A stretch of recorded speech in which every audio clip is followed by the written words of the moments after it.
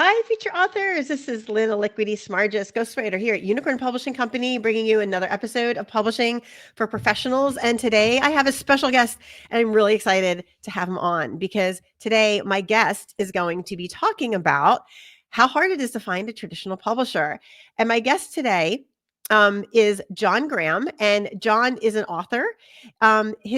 His story is a fictionalized version of the second chance philosophy underpinning his nonprofit organization, which is called Good Samaritan Home. It is also everyone's story on some level because his book, titled Running as Fast as I Can, vividly portrays a traumatic period in our history while grappling with intense emotional and social issues we still face today. It's an epic journey for love and forgiveness, but most importantly, it is a page turner story that readers will identify with because it truly is, on some level, everyone's journey. So I'd love to welcome to my show today, John Graham. John, welcome to the Publishing for Professionals podcast. Very glad to be here this morning. Thank you. I'm super excited for you to come on here and tell your story because I'm always telling people how hard it is to get a traditional publisher. And a lot of people think a traditional publisher will do all of these fabulous things for them. And I have to explain to them that it won't. But let's first talk about your book, Running as Fast as I Can. I talked a little bit about it in the intro, and I know you have a story behind your book. So first of all, let's tell us, what is your book? Is it fiction, nonfiction? And then why did you decide to write it? I was going to write a story 50 years ago when I was living in my truck and traveling the country, uh, trying to do a Jacques Kerouac type of blue highway approach, and I found out that you can't live like that. I had a Royal typewriter in the back of the truck, but I had nothing to say, so I put it away, and I went through a series of detours over the next 30 years trying to find where I fit. And at 53, I founded Good Samaritan Home as a place for second chances. It's a nonprofit, but we work primarily with men and women coming from prison who need a second chance. But what happened was I found that even though I hadn't been to prison, I understood from my background their need for a second chance. They were just more extreme. And we live in a culture that legally and morally we say we believe in second chances. But the truth is that particularly in today's harsh political climate, we don't give many second chances. And so we started Good Samaritan Home thinking it would be welcomed in the community, but we were met with horrendous blowback from all levels, from the neighborhood to the city council, all the way up the food chain. And it took us years. It was a violent blowback. I had police protection at one point because in fact, somebody stabbed me in front of the courthouse. So Holy it was moly. because the idea was you're bringing those people, and those people are always laden with race, of course. And even though the numbers in prison are predominantly white, emotionally, we don't believe that in white communities. We believe those people are others who don't look like us. And so we had to work very slowly and very delicately to win the community. What I found was that if I present data and say, here's recidivism proof that we are a benefit to the community, nobody gives a damn. They don't hear data. So what I started doing was writing newspaper columns, fun columns, story columns, trying to tell stories about second chances. And that was, I found that you can gather more support with honey than you can with vinegar because people hear stories. That's why television is so popular. So what I decided to do, and this was well into Good Samaritan Home, well past all the negative, I sat down at age 65 and started writing the story I started to write 50 years earlier. And it became, yes, it was based to a degree on my journey, but it was not an autobiography.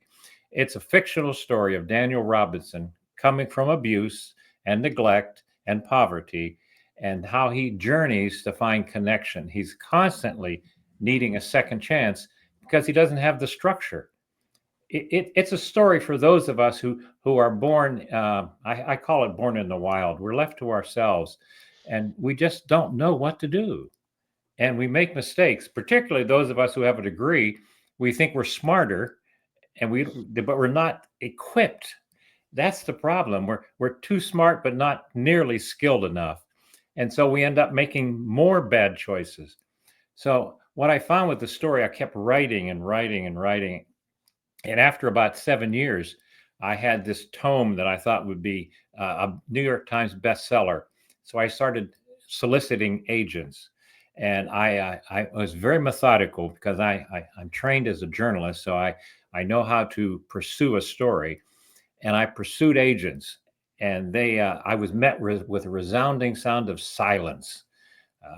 I had 200 rejections from the literary agents. I mean, it was resounding. But the smartest thing I did, Lynn, was I hired an editor. And this guy, I had come in contact with him, and I thought he understood the emotion of the story. To him, it wasn't just something, it's another vampire story. It was a passionate story of a young man's struggle to find himself. And I compared it to Forrest Gump, going through the 60s and 70s. You pull in all that history, and you bring an emotional story into it. And for 2 years, we went back and forth. And he taught me how to emotionally layer, like Ken Burns does with his documentary. How do you take an 1864 picture and make me cry over it? That's what Mm-hmm. he taught me how to do. And the end result was that we started submitting the book uh, for contests, and we came back getting award after award after award. Now, the trick, how do we publish it? Because I was rejected. So I contacted someone, and she was a publicist who taught me the ins and outs, and I formed my own publishing company called Don Quixote Press. And that gave me the literary control, and it also gave me the emotional control. So I wasn't depending on some stranger who was looking for the next a teenage werewolf story that that may be popular, but my story was the one you're gonna laugh over, you're gonna cry over, you're gonna have Kleenex, you're gonna the reports coming back from the readers is that they couldn't stop reading it because they felt it was their story. That's And I was extremely pleased with the response. And I've been looking at the data of what happens with traditional publishing. And on a good day, if you sell 500 copies of your novel in traditional publishing, that's the norm. Most books don't sell the millions you think. Only John Grisham does, Kristen Hanna does, but they are anomalies. You may have a great story, but it's all about getting it out there in the public. And that takes work and it takes passion. And my publicist taught me how to be passionate. So I'm all over Facebook. I've learned to speak TikTok. My granddaughters have taught me how to do it. that's And awesome. I've learned. I'm constantly learning how to publicize and speak Amazon ad. How do I speak TikTok ad? Uh, and the end result was that we've won 33 awards for literary excellence with the book. And here's the best part: I haven't gotten rich, but we've sold 12,000 copies. So, and that means that we're far ahead of what the New York agents would have done. So, the most important thing, Lynn, is that we've generated conversations, not about the book, but it's about second chances. And the book has been a jumping point for me to talk about the current political climate and how much hostility we have towards denying people a new chance, a second chance. If we call them immigrants, if we say they don't look like us and they have a foreign language or a foreign religion, then we are afraid of them. We call them rapists and murderers. And the truth is that we are all immigrants. And that's what makes us great, is that melting pot. And that's Daniel's story. The idea that all of us have a limp, all of us are broken on some level. But if we have a second chance and with community, we can walk normal by doing this, leaning on one another.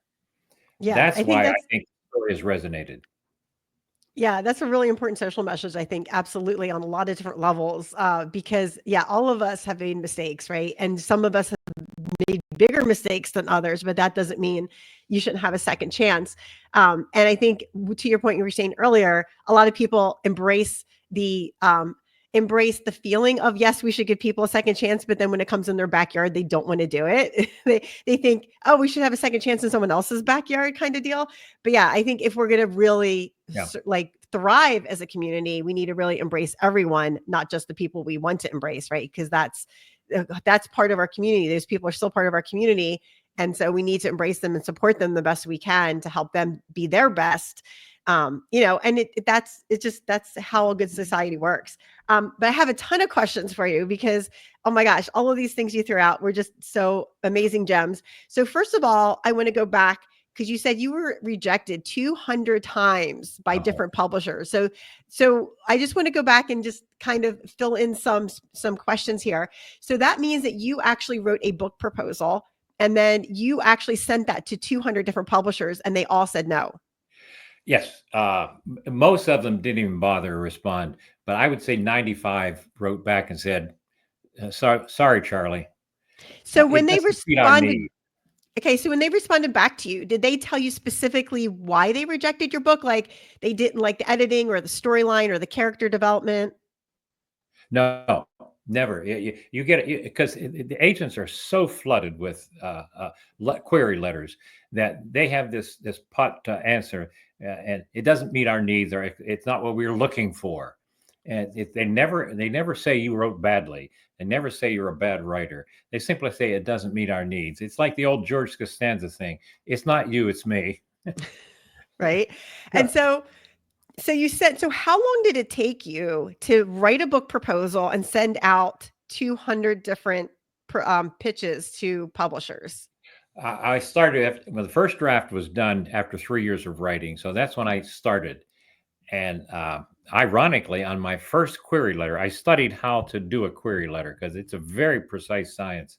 And they're very adamant about length and what you should include. It's extremely anal. And you go over and over and over, say, did I put the wrong word there? Did I use a conjunction? Should I have used a colon there? You super analyze, and you're so studying on the tree, you forget the forest. And Right. It sounds like it's it would drive me crazy to have to be that analytical about my work. Oh, and that's what it is. And then it's not so much your work anymore. It's you're trying to pitch in 300 words or less. Your whole life is coming down to one page because this agent in New York is sitting in this office. She's 24 years old. She's never even heard of Vietnam, and you spent 5 chapters dealing with that whole trauma. And she says that can't happen because I've never heard of that. Uh, yeah, I had one chapter on Kent State shootings. Daniel Uh-huh. was involved in that, and the agent, looked and said, "That's not possible. That never happened." I said, What? "Sweetheart, I was there." So I know that because I remember seeing that on the news as a kid. it was a big deal, big deal. It Oh, it was was huge. I traumatic. think that was the first, like, college campus shooting ever. It took me 35 years to enter a voting booth after that. Jeez, that's So, insane. but I so can't believe that blows my mind that people don't even understand, like, no basic history. Well, think of it this way. Finding it, we think that we can just write to an agent in New York and they Uh-huh. will love us. But think of an agent like speed dating. You're going into a singles bar and you're trying to pick up a girl or a guy with a 90-second pitch that says, "Hi, I work for Wall Street. I make lots of money and I have no body fat. And I will promise you that we'll have a place in the Hamptons within 5 years." And that's the sort of appeal. It has nothing to do with quality. It has to do with in 30 seconds, you have to introduce for a lifelong relationship. And they want to love your book because they're going to invest in it. And how can they do that in 90 seconds? Right. And the other thing is I feel like that way to pitch a book is just so superficial. Like it doesn't tell the story of the book, right? Like it just says like this is what my book's about, but it doesn't give the whole context of behind the book and what other things why this book is so great, right? It just says on the surface level this is what my book looks like. Absolutely. And in their defense, on Amazon, when a book is posted, it'll give a synopsis, and that synopsis should entice readers to buy that book just based on one paragraph. So, and it's just sheer numbers. Yeah, If this agent gets 1,000 proposals a week, there's no way that they can look at your proposal and give it what it deserves, because they're still spending their nights reading the ones they've already accepted. It's just reality. So, yeah, and I started Good Samaritan Home on my own, because I felt there was a need and there was nobody to do it. And I did the same thing with the publishing company. I said, there's a need, and now I can publish somebody else's book if I had to, because I can find others like myself who are outsiders. And realistically, what it did was it gave me the freedom, but also I worked my butt off to do this. It's a lot of absolutely. work. All right, well, we're going to take a really quick break right here. When we come back, I'm going to get more John Graham's story because I got some more questions for you, John. This is really great.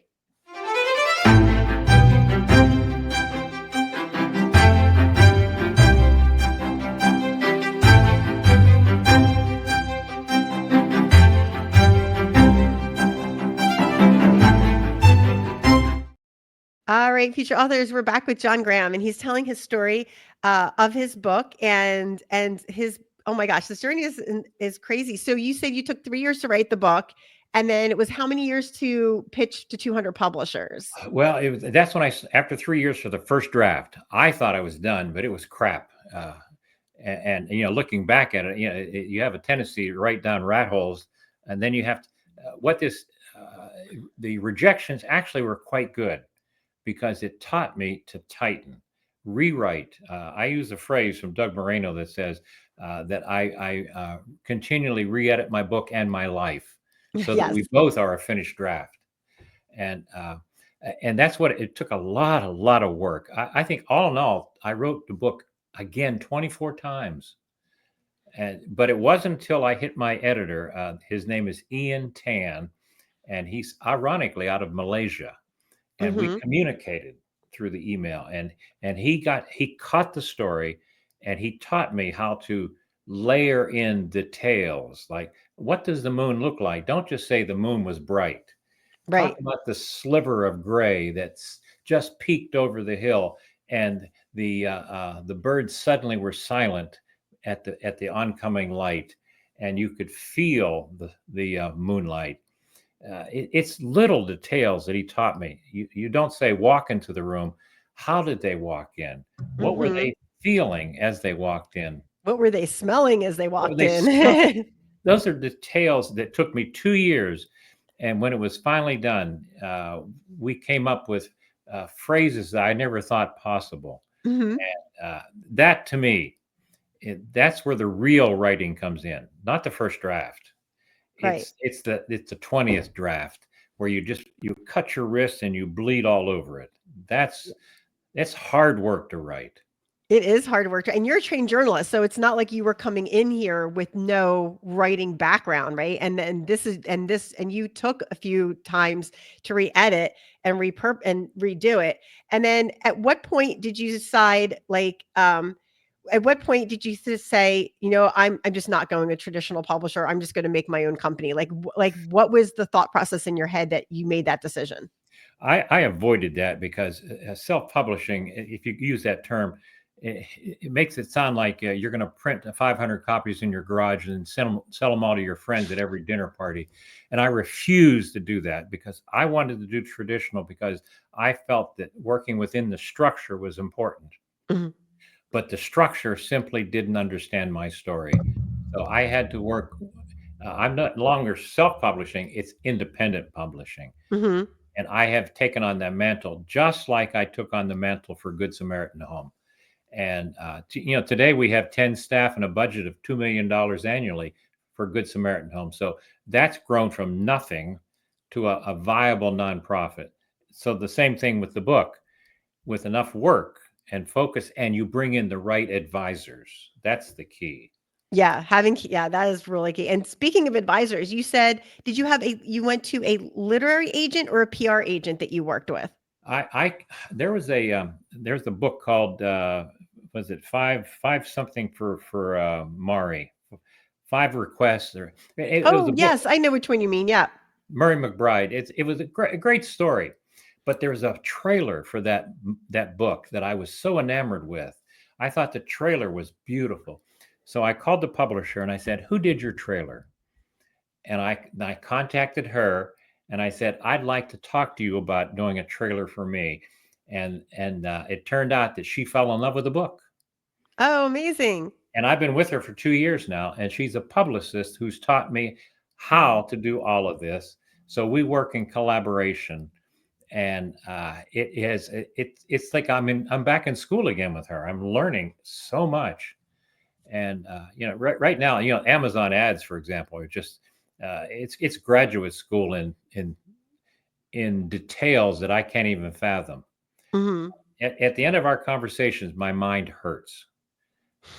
And that's why yeah, right now I can work on a script for a Facebook video, and I can do it in 10 minutes and I feel good. But working on an ad, or doing the technology to put that video out there, hurts my brain. Yeah, that depends on how tech savvy you are and the tools you use too, because some tools are definitely easier than others for sure. Oh my gosh. Yeah, and the And tech work, even a little thing like you miss a step and you can't do the next. TikTok Studio, for example, I couldn't get the one editing pattern to work, so she taught me how to trick it. You add a video to it, so it perceives what you're posting as a video, so you can edit within the script, and oh, then you pull out the video when you're done. got it. Yeah, Okay. just Okay. this technical stuff I would never know. Yeah, yeah, there's definitely a lot of technical stuff in the background. So so you published your book, and so when did you decide to submit it for awards? And what was the purpose behind submitting it for awards? Did you want to just get the recognition for the book for the sales, or what was the purpose for that? Not for the sale. I think it was for the recognition, because when you come in with no literary background, if you don't come in from the insider path of publishers who grew up in that world, if you're an outsider, the rejections were so intense that I began to think I was a bad writer. And so when I got an award and then a second one and a third one, I said, I am a good writer, because experts have said I'm a good writer. And not just the awards, the reviews coming back from the readers have been phenomenal. Right now, I'm running a 4.6 out of 5 on Amazon, That's amazing. And so 90, 93% 4 and 5 ratings. that's great. Congratulations. That's awesome. And so besides Amazon, what other places do you like to publish online? Like, do you publish through Drafted Digital? Do you publish did you send your book to the big box stores? Like, where else do you like to publish your book when you're publishing? Well, I have to lead a lot of this up to Candace, is her name. Mhm. He's very, very good at this. So we will do promotions. Right now, I'm in Kindle Unlimited. You don't make a lot of money. You make a few parts of a penny per page, but overall, technically, I've sold hundreds of books that way, because you're what you're doing is you're getting it out there, and we're getting the conversation. So I haven't made money at this book, but I Mhm. didn't do it for money. I have a day job.